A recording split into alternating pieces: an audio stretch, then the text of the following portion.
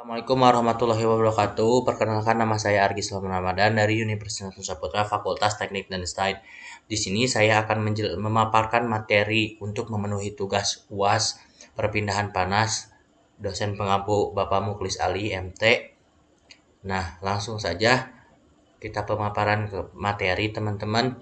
Aliran Konveksi aliran paksa. Konveksi aliran paksa eksternal adalah aliran fluida yang berada di luar permukaan benda dan mengenai permukaan luar sebuah benda. Adanya konveksi pada pengguna energi dari luar seperti pompa, kompresor, kipas, dan konsep mengenai lapisan batas ini dipengaruhi oleh bentuk permukaan yang dilewati oleh aliran fluida itu. Ada dua, yaitu bidang datar dan bidang melingkar. Pada bidang datar itu penyebutan laminar dan turbulen dipengaruhi oleh seberapa besar bilangan Reynolds.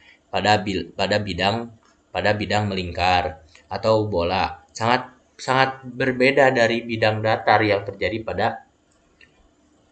pada signature point dan separation point. Apa itu signature point? Itu sangat berbeda dari bidang datar, yaitu signature point ketika aliran menumpuk pada bagian depan dari permukaan melingkar, kecepatan fluidnya juga nol dan kembali menyisir ke bidang melingkar. Apa itu separation point? Ini adalah bagian pemisah karena dengan adanya benda miring di bagian normal dan bagian dengan permukaan kecepatan akan menurun drastis. Akan terjadinya pemisahan lapisan batas dan terjadi semacam turbulen. Bagaimana terbentuknya proses pemisahan lapisan batas yang terjadi? Pertama, masih normal gradien tekanan, terjadi semacam turbulen atau vortex pengaruh turbulen pada pemisah batas tentunya tetap saja akan menunda titik separationnya, tapi dengan adanya turbulensi. Ada fase transisi untuk mencegah separation point-nya dan separation point-nya dengan adanya turbulen dan digunakan sekali pada bidang datar menggunakan rumus masing-masing sesuai laminar turbulen atau campuran pada bentuk bola bilangan. Nah, saya juga di sini salah satu contoh penggunaannya itu adalah pada radiator. Kenapa? Karena pada radiator ada kipas. Ketika kipas radiator dihidupkan untuk mengerahkan udara dari lingkungan sekitar ke radiator udara luar untuk mengalir pada kecepatan tinggi dan memaksa kipas itu terjadinya aliran udara melalui sirip-sirip pada radiator. Udara ini akan membawa panas yang dihasilkan oleh cairan pendingin pipa radiator dan mengambil ke lingkungan sekitarnya. Nah, adapun perubahan lapisan batas kecepatan yang terjadi dalam sistem radiator ini, contohnya yaitu yang pertama itu adalah udara luar yang mengalir pada kecepatan tinggi mendekati permukaan sirip-sirip radiator. Jadi si kipasnya itu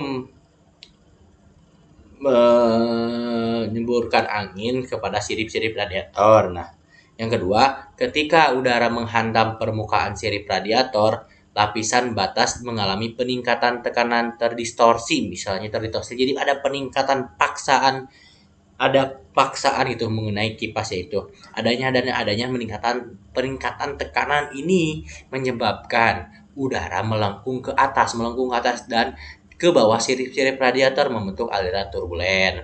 Nah, dan juga aliran turbulen ini membantu untuk meningkatkan transfer. Jadi si aliran turbulen ini membantu meningkatkan transfer dan dengan meningkatkan kontak antara udara permukaan sirip radiator. Nah, setelah melewati sirip-sirip radiator, udara yang telah terpanas akan keluar dari radiator dengan kecepatan yang lebih tinggi lagi. Jadi terkompresi yang kemudian mengurangi tekanan udara di belakang sirip-siripnya. Nah, dengan menggunakan konveksi ini, paksa aliran eksternal seperti pada contoh yang tadi, itu panas yang lebih efisien dapat dicapai karena lapisan batas yang terdistorsi dan aliran turbulen yang terbentuk meningkatkan kontak dan pertukaran panas dengan si radiator dengan lingkungan sekitarnya antara cairan pendingin di dalam pada radiator dan udara sekitarnya. Nah, Seperti itu teman-teman, contohnya yaitu ada di radiator itu bisa ditemukan di kehidupan sehari-hari. Contohnya di radiator motor yang di radiator motor yang menggunakan kipas, di radiator mobil yang menggunakan kipas, di radiator